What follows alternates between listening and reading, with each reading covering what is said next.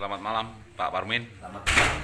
Sedikit penjelasannya Pak Parmin terkait kegiatan sosialisasi yang dilakukan oleh PT Merdeka Copper Gold di site BSI. Seperti apa tanggapan Pak Parmin terhadap kegiatan sosialisasi yang dilakukan? Terima kasih. Menurut saya begini, ini karena etikat baik dari perusahaan untuk melakukan sosialisasi ulang. Menurut saya, karena sejak awal IMN dulu izinnya saya yang ikut ngawal, dulu itu sudah pernah sosialisasi di Dusun Pancer, kemudian juga di Desa Sumbragung saat itu. Kemudian setelah itu dilakukanlah eksplorasi. Mestinya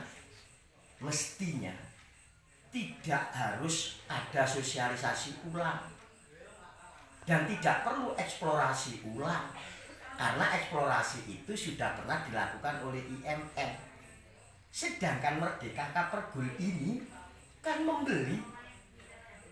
mengganti lahan sewa kontrak miliknya IMN, sehingga sekarang ini semua miliknya IMN dulu. Setelah Merdeka Copper Gold, otomatis dengan sendirinya ini merupakan kewenangannya Merdeka Copper Gold untuk melakukan lanjutan pemetaan hingga sampai pada nanti konstruksi dan sampai pada eksploitasi. Hukum begitu. Sehingga tidak perlu seharusnya untuk melakukan ini, karena etikat baik dari perusahaan untuk memberikan penjelasan. Prinsip yang penting bagaimana perusahaan ini bermanfaat untuk kemaslahatan masyarakat sesuai dengan master plan yang dulu. Salah satu diantaranya 60% tenaga kerja itu dari wilayah ring 1 Kecamatan Pesanggaran, 5 desa. 1 desa Pesanggaran, 2 desa Sumbragung, 3 desa Sumbermulyo, 4 desa Kandangan, 5 desa Sarongan. Itu.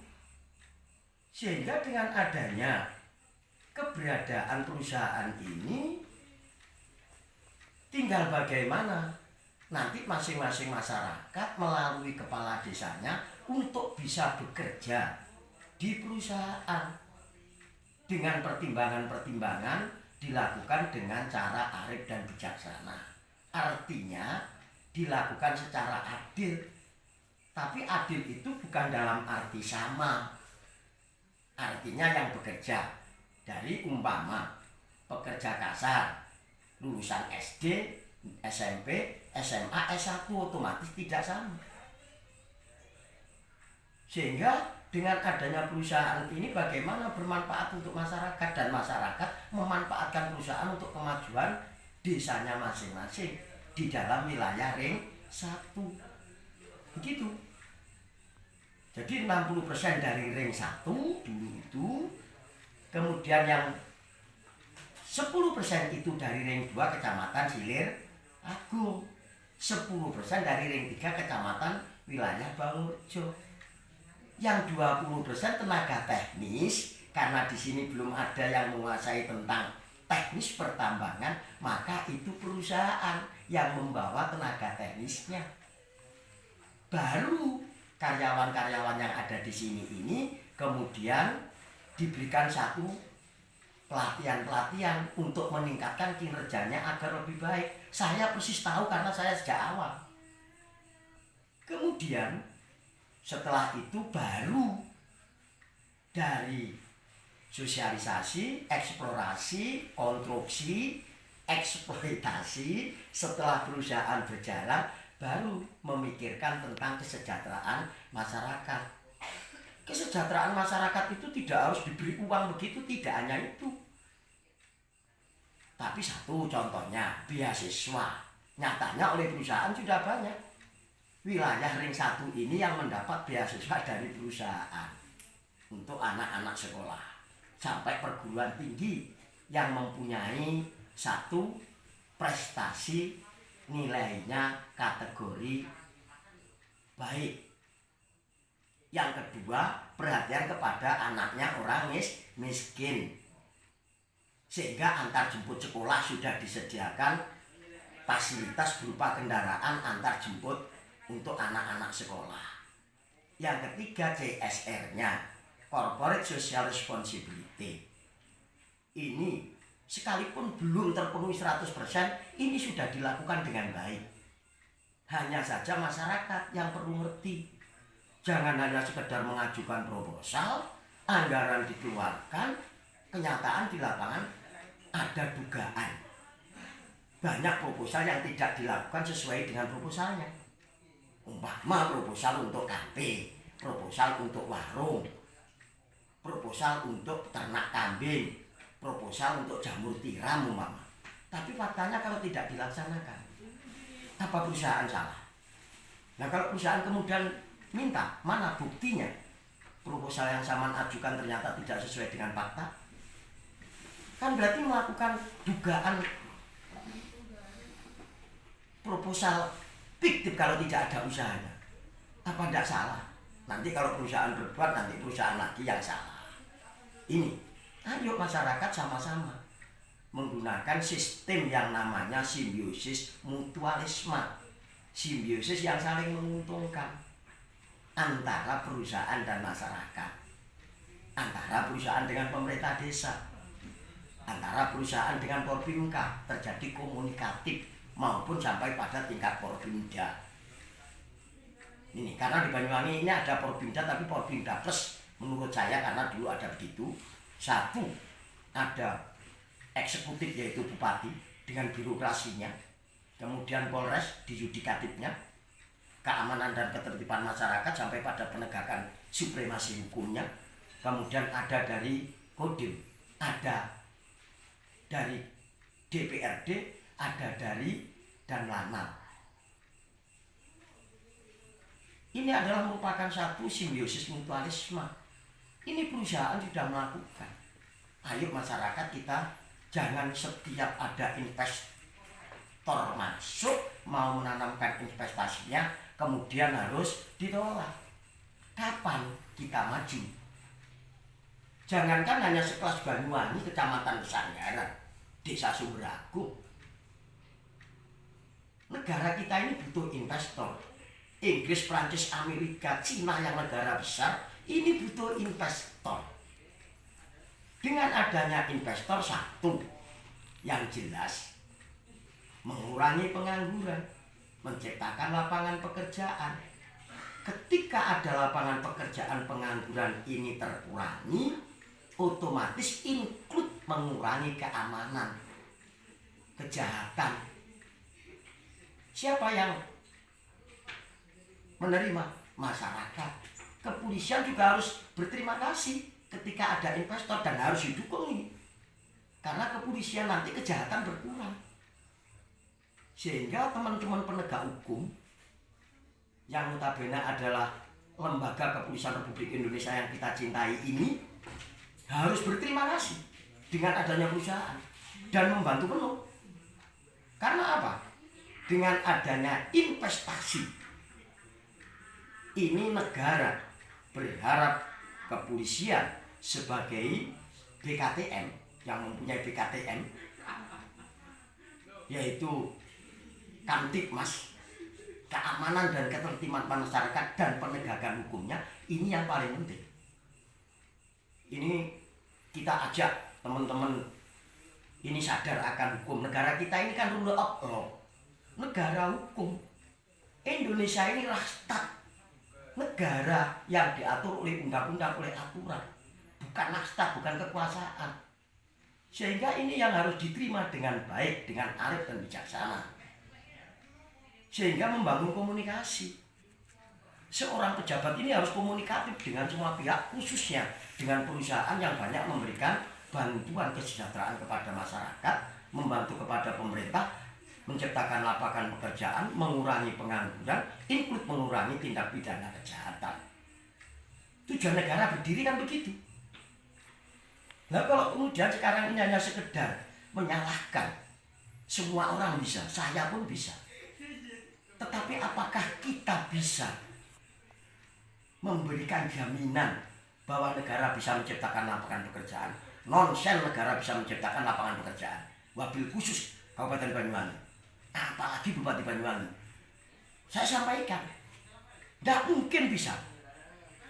UMKM saja tidak bisa mendanai kok sepenuhnya. Hanya memberikan bantuan. Bantuan dalam arti yaitu berupa bagaimana pembinaan administrasi tentang UKM, pengelolaan UKM. Saya ini mantan birokrat. Kalau persoalan pemerintah Banyuwangi, saya yakin saya siap hadapi.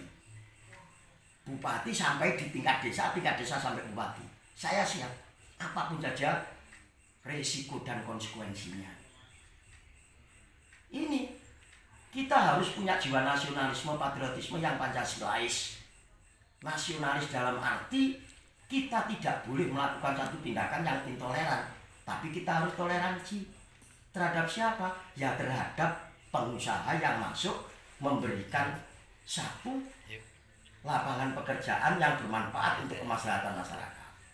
Itu nasionalis, patriotis. Kita harus mempunyai jiwa cinta tanah air, cinta bangsa, untuk bagaimana kesejahteraan masyarakat meningkat, pendapatan asli daerah masuk. Ketika ada investor bayar pajak, mengurangi pengangguran, otomatis pendapatan asli daerah naik. Nah, pemerintah daerah ini mestinya jangan hanya sekedar menerima pajak, pendapatan asli daerah naik, tapi tidak punya tanggung jawab terhadap bagaimana memberikan pengertian kepada masyarakat agar menerima investor. Ini yang kurang sosialisasi pemerintah daerah, yang notabene adalah Bupati Banyuwangi. Hanya sekedar tebar pesona. Saya ngomong begini ini di hadapan siapapun, karena faktanya memang begitu. Itu harapan saya, ayo pemerintah daerah lewat birokrasinya sampai di tingkat kecamatan memberikan pengertian agar masyarakat siap menerima. Jangan hanya menerima pajaknya, kemudian hanya sekedar terima kasih karena menciptakan lapangan pekerjaan, mengurangi pengangguran, tapi tidak punya tanggung jawab pembinaan. Bupati harus lewat mana? Lewat leading sektornya. Satu, Disnaker, Dinas Tenaga Kerja. Ini harus turun, memberikan pengertian bahwa tenaga kerja ini banyak tertampung di perusahaan, karena pemerintah daerah tidak bisa menciptakan lapangan pekerjaan. Kemudian Kesbanglinmas Pol. Kesbanglinmas ini di sana ada petugas yang terkait dengan pembinaan keamanan, ketertiban masyarakat. Namanya Jalinmas kok, perlindungan pada masyarakat. Jangan kemudian masyarakat dibentur-benturkan dengan suatu investor atau perusahaan yang masuk. Jangan hanya sekedar mengeluarkan izinnya mulai dari awal dari pemerintah daerah, tapi kemudian setelah rame-rame ditolak, ini kemudian pemerintah daerah diam. Nggak boleh. Ketika memberikan izin, maka izin itu harus dikawal sampai selesai. Itu pemerintah daerah. Di sana punya Pol PP, polisi pamong praja, penegak perda. Kalau salah ngomong saya suruh untuk bupatinya. Karena Pol PP itu tugasnya adalah penegakan perda, peraturan daerah. Demikian juga DPR. Saya sampaikan sering kepada ketua dewan, kepada wakil ketua dewan, sampai anggota dewan. Dewan ini Dewan Perwakilan Rakyat, dipilih oleh rakyat, kursinya itu diperoleh dari suara rakyat. Sampaikan rekaman ini pada Dewan DPR. Harus peduli, tidak harus menerima. Oh, nggak ada laporan ya Pak Warmin. Duh, DPR ini jangankan menunggu laporan, ada informasi yang kira-kira mengganggu ketertiban keamanan masyarakat, ketenangan masyarakat, Dewan turun sebagai wakil rakyat, digaji dari uang rakyat. Nggak boleh dia. Moga-moga di Banyuwangi tidak ada istilah D4 datang duduk diam duit. Tidak boleh begitu. Saya yakin di Banyuwangi tidak ada itu. Mudah-mudahan tidak ada. Itu kira-kira yang perlu kita sampaikan. Dan ini silakan share kemana saja, saya siap dan bertanggung jawab. Saya ngomong begini. Bapak apa yang saya ucapkan ini A. Hati saya, pikiran saya A, yang saya lakukan pasti A. Tidak pernah mulut saya ngomong A, hati pikiran saya B, yang saya lakukan C, tidak bisa. Saya bukan orang ABC. Kemudian Pak Parmin, terkait dengan adanya warga masyarakat yang menolak berbagai aktivitas pertambangan, bagaimana tanggapan Ini Pak Parmin? karena masyarakat belum ada kesadaran itu. Kalau begitu kewajibannya siapa? Pemerintah daerah yang mempunyai tangan di kecamatan, namanya camat. Camatnya ini harus ikut cawe-cawe, ini rakyatnya. Bekerja sama dengan pemerintah desa. Di pemerintah desa ada BPD, Badan Permusyawaratan Desa. Badan Permusyawaratan Desa ini wakilnya rakyat yang ada di desa, mewakili. Karena dari suara rakyatlah kemudian terwujud BPD. Untuk ikut memberikan pengertian, memberikan kesadaran bahwa tanpa investor masuk, bagaimana kita mengurangi pengangguran. Anak sekolah setiap tahun lulus dari SD, SMP, SMA, perguruan tinggi. Kemudian tidak ada lapangan pekerjaan. Siapa yang harus bertanggung jawab? Pemerintah daerah. Contoh Mas, di Banyuwangi ini ada beberapa perguruan tinggi. Ada Uniba, ada Untak, ada Poltek. Sekarang ini ada UNER, ada Ibrahimi, ada Setaida. 1 tahun ini meluluskan berapa ratus mahasiswa S1. Kalau kemudian tidak ada lapangan pekerjaan karena investor masuk, mau ditaruh kemana?